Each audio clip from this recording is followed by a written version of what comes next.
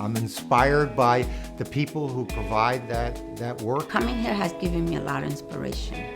What inspires me about my community?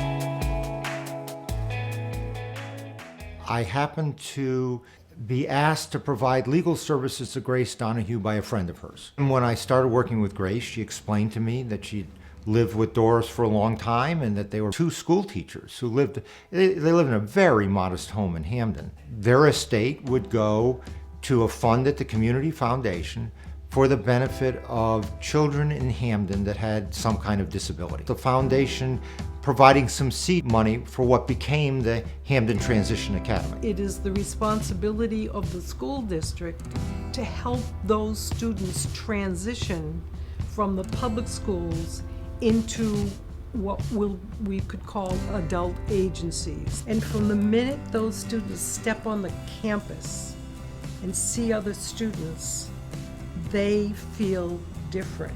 And I think to myself, if students with intellectual disabilities can have this level of success when a program is designed for them, sometimes I think about education and wonder if it just comes down to the people. I was so proud because someone helped me out.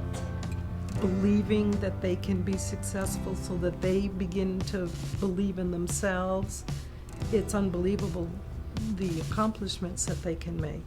Yes, I am an artist. I'm still learning, but I'm working on actually becoming a nature photographer one day. I would like to share my pictures that I took with other people and hope to inspire them. Now our students graduate and many of them start their new program the next Monday. And that's really what transition is about. Grace and Doris cared about disabled kids, and whether it's just getting them the testing they need or the counseling or helping to get started something like the Transition Academy, that money will be there forever, continuing to do what you really cared about. My name is Susan Silliman Addis. I'm the grandniece of Ann Hope Bennett. She was a religious woman. She did good works. It was expected that a woman who remained unmarried and went into middle age and beyond was expected to do service in the community, that she would become interested in and knowledgeable about the health of the community and therefore want her money to do something to enrich them. That this initial seed that she had planted had grown to the extent that it had, and it really had become a significant fund that was really giving out, making possible significant grants. I knew of the Fairhaven Community Health Center from the time that it was a one afternoon a week clinic in a storefront.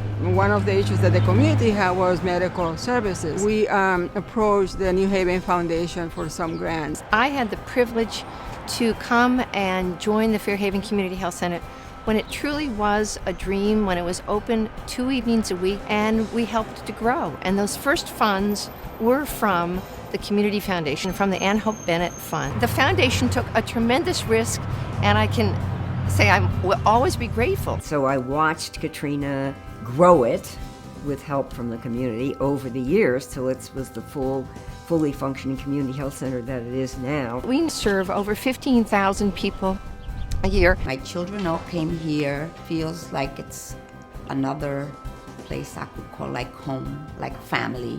We work with patients to show them how to eat healthy, how to exercise regularly. You know, we welcome anybody who wants to come in and avail themselves of the really high quality care that's afforded here. And as a public health person, I happen to think that community health centers are just so important. They are culturally competent. They really relate to the patients that they serve. In many ways, they are the institution that looks at the poor and the disadvantaged. And this is what this Fairhaven Community Health Center has done. It has expanded and change the lives of many people that live in the community that have limited resources. And after 40 years, if you see this center, it's amazing. See, Aunt Hope, look how your money did this for this agency, and look what happened with this agency, and look what happened with this agency, and look how the fund grew from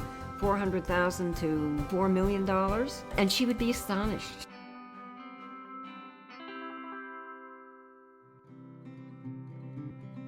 I'm an entrepreneur. I like growing things. I like seeing tough problems get addressed in innovative ways. I feel incredibly fortunate and feel that I sort of have an obligation to reach back. So I'd like to see some sense of vitality, of economic vibrancy return to New Haven. And the Community Foundation had the vision to look at this CONCAT idea. And to the extent that this center can help do that, by employing people in the community. To understand how this worked, there was a funding for a feasibility study that had to happen long before New Haven knew if in fact it could support a center like this.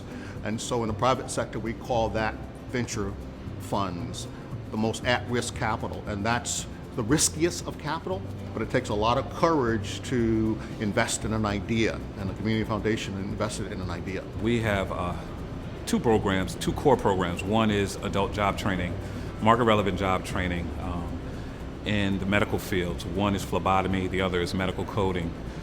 These were indicated by Yale New Haven Hospital as market relevant and also immediate need. If you successfully complete the program, I think it can change your life. We have arts programming for our young people here. And so essentially CONCAT uses the arts as a vehicle for academic achievement. There's a tremendous role that the Community Foundation of Greater New Haven plays in helping to take ideas, incubate those ideas like the CONCAT idea, and they can only do that if they have access to unrestricted funds like they had when they invested in CONCAT.